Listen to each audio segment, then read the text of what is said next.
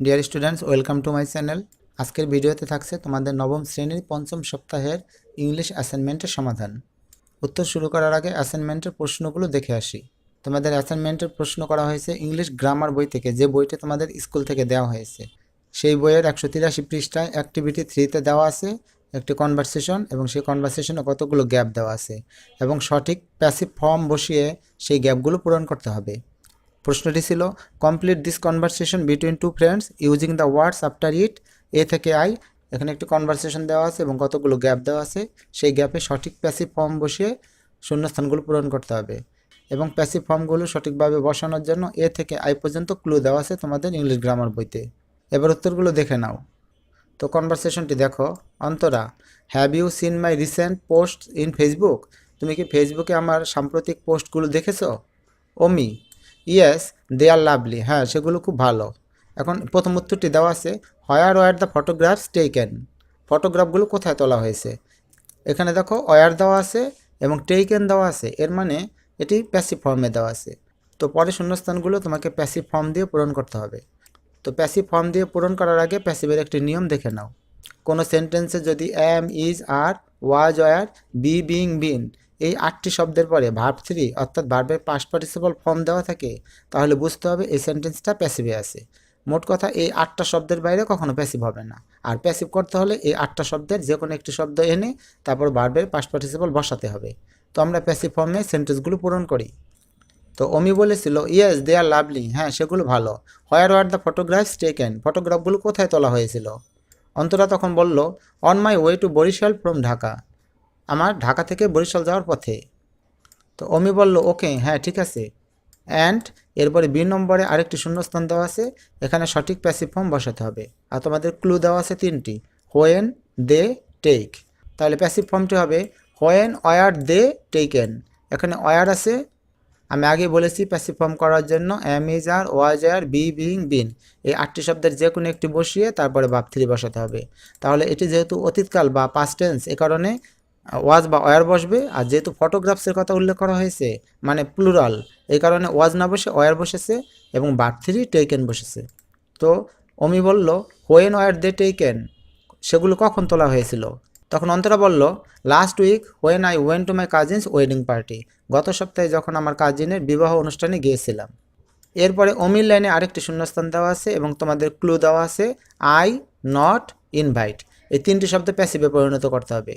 যেহেতু এটা অতীতকাল, তাহলে লিখতে হবে আই ওয়াজ নট ইনভাইটেড। খেয়াল করে দেখো, এখানে ওয়াজ আছে এবং ভার্ব 3 আছে, এটা হচ্ছে প্যাসিভের রুলস। আমাকে তো দাওয়াত করা হয়নি, তাই আমি জানতাম না। এরপরে অন্তরা যেটা বললো সেখানে একটি গ্যাপ দেওয়া আছে এবং তোমাদের ক্লু দেওয়া আছে দ্য পার্টি নট প্ল্যান। এই শব্দগুলো দিয়ে প্যাসিভ ফর্ম তৈরি করতে হবে।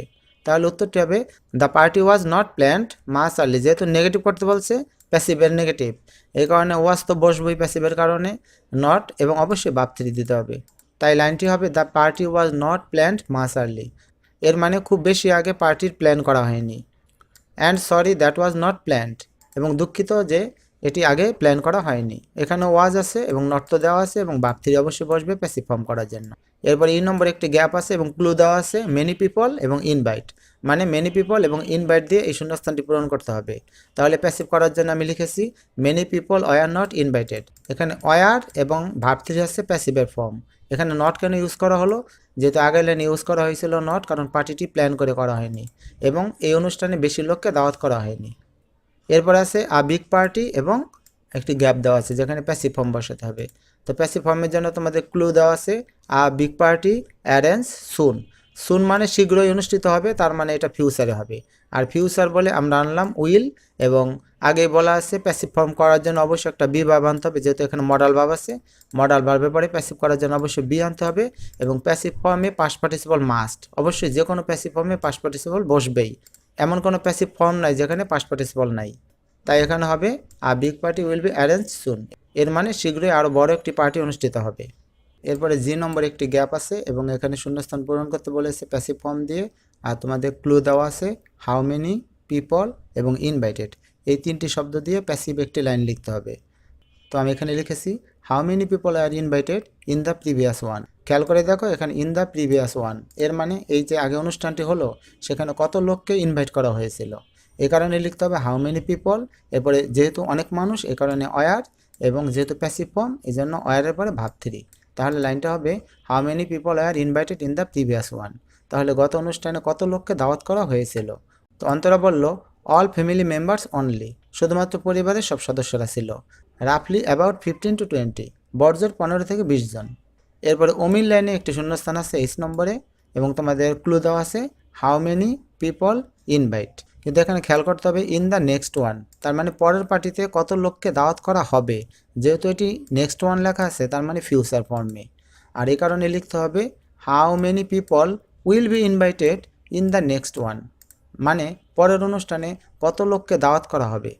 ফিউচার বলে এখানে উইল, আর প্যাসিভ ফর্মের জন্য বি, এবং প্যাসিভ ফর্মে অবশ্যই ভার্ব 3 বসাতে হবে, এই কারণে ইনভাইটেড। তখন অন্তরা বলল a few hundred I guess, আমার মনে হয় কয়েকশো হতে পারে। তখন অমি বলল আই এম, এরপর একটি গ্যাপ দেওয়া আছে এবং তোমাদের ক্লু দেওয়া আছে আই নট সারপ্রাইজ। তাহলে আই নট সারপ্রাইজ এই 3টি ক্লু দিয়ে এই লাইনটি পূরণ করতে হবে। তো এই কারণে আমি লিখলাম আই এম নট সারপ্রাইজড। দেখো এখানে অ্যাম কিন্তু দেওয়া আছে এবং অ্যামিজারের পর অবশ্যই ভার্ব 3 দিলে প্যাসিভ হয়ে যায়, আর নট যেহেতু ক্লুতে দেওয়া আছে এই কারণে নট লিখতে হবে। তাহলে লাইনটি হবে আই এম নট সারপ্রাইজড, মানে আমি অবাক নই। It should be like that, এমন হওয়া উচিত। ডিয়ার স্টুডেন্টস, ভিডিও যাতে বড় না হয় এই কারণে সংক্ষেপে এবং তাড়াতাড়ি বুঝালাম। আশা করি মোটামুটি বুঝতে পেরেছো। তোমরা যদি ভয়েস ভালো মতো বুঝতে চাও তাহলে আমার এই চ্যানেলে ভয়েসের উপর ভালো একটি ভিডিও দেওয়া আছে, সেই ভিডিওটি দেখলে আশা করি ভয়েস তোমরা ভালো মতো বুঝতে পারবে। তবে এখান থেকে উত্তরগুলো সরাসরি নিতে পারো, কারণ এই উত্তরগুলো 100% কারেক্ট আছে।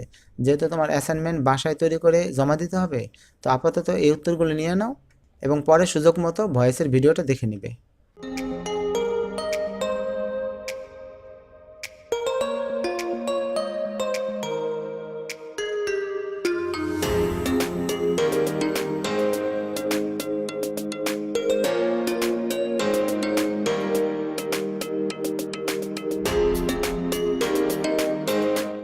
এরপর তোমাদের অ্যাসাইনমেন্টে একটি ফর্মাল লেটার আছে এবং এখানে প্রশ্ন হচ্ছে suppose you are Lima Limon, মনে করো তুমি লিমা অথবা Limon, you are a student of class 9 in Sripur Kumaria high school Sreepur.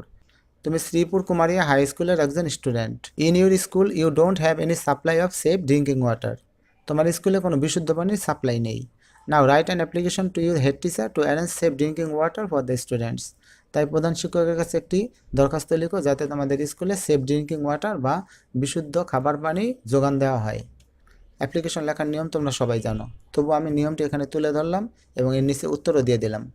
26 November 2020, the head teacher, Sripur Kumaria high school Sripur, subject application for arranging safe drinking water.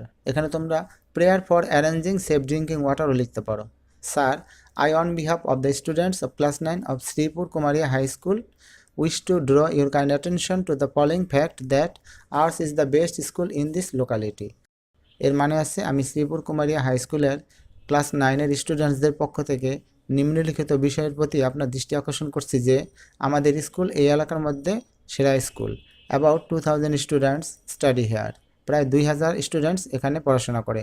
But it is a matter of sorrow that, কিন্তু দুঃখের বিষয় এই যে there is no supply of any safe drinking water in our school, আমাদের স্কুলে বিশুদ্ধ পানির কোনো যোগান নেই। We can't carry water with us everyday, আমরা প্রতিদিন আমাদের সাথে পানি আনতে পারি না। অ্যাজ আ রেজাল্ট, ফলে we are suffering mass for want of it, তাই পানির অভাবে আমরা অনেক দুর্দশা ভোগ করছি। সামটাইমস, মাঝে মাঝে, we have to drink water from nearby source which is very dirty and harmful for our health, মাঝে মাঝে আমরা আশেপাশের সোর্স থেকে পানি সংগ্রহ করি যেগুলি নোংরা এবং আমাদের স্বাস্থ্যের জন্য খুবই ক্ষতিকর। I would therefore request you to arrange safe drinking water for us by sinking at least one tubewell in our school campus as soon as possible and oblige thereby. অতএব আপনার প্রতি অনুরোধ, যত তাড়াতাড়ি সম্ভব আমাদের স্কুল ক্যাম্পাসে কমপক্ষে একটি টিউবওয়েল বসিয়ে আমাদের বিশুদ্ধ পানির যোগান নিশ্চিত করবেন এবং আপনার প্রতি আমরা কৃতজ্ঞ থাকব। ইয়োর্স ফেথফুলি, আপনার বিশ্বস্ত লিমা অথবা লিমন, তোমরা যে কোনো একটি নাম ব্যবহার করবে, on behalf of the students of class 9, class 9-এর স্টুডেন্টসদের পক্ষ থেকে। তো ডিয়ার স্টুডেন্টস, এই ছিল তোমাদের নবম শ্রেণীর 5ম সপ্তাহের ইংলিশ অ্যাসাইনমেন্টের সমাধান। ভিডিওটি ভালো লাগলে এবং ভিডিও থেকে যদি সামান্য উপকৃত হও তাহলে ভিডিওতে অবশ্যই লাইক দিয়ে যাবে, কমেন্ট করে তোমাদের সমস্যা জানাতে পারো এবং ভিডিওটি বন্ধুদের সাথে শেয়ার করতে পারো এবং তোমাদের পরবর্তী অ্যাসাইনমেন্টগুলোর সমাধান পাওয়ার জন্য চ্যানেলটি সাবস্ক্রাইব করে সাথে থাকো। ধন্যবাদ।